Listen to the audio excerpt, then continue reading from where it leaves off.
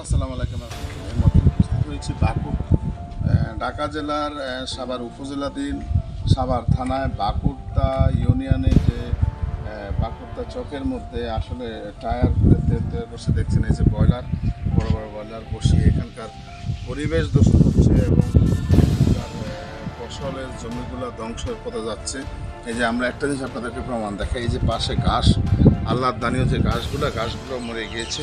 আপনারা দেখতে পাচ্ছেন এখানে কোনো তথ্য নিতে আসলে এবং খোঁজ নিতে আসলে তারা বলতে পারে না, যে বলে না যে আসলে কারা আসলে এই ব্যবসাটা চালিয়ে যাচ্ছে দিনের পর দিন, এবং প্রশাসনের দৃষ্টি আকর্ষণ করছেন এখানকার সাধারণ মানুষ।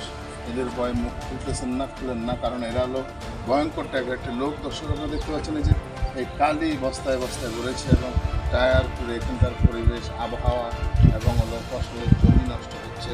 আমরা সেই বিষয়টি এর আগেও আপনাদের মাঝে একবার তুলে ধরার চেষ্টা করছি এবং প্রশাসনের দৃষ্টি আকর্ষণ করছি।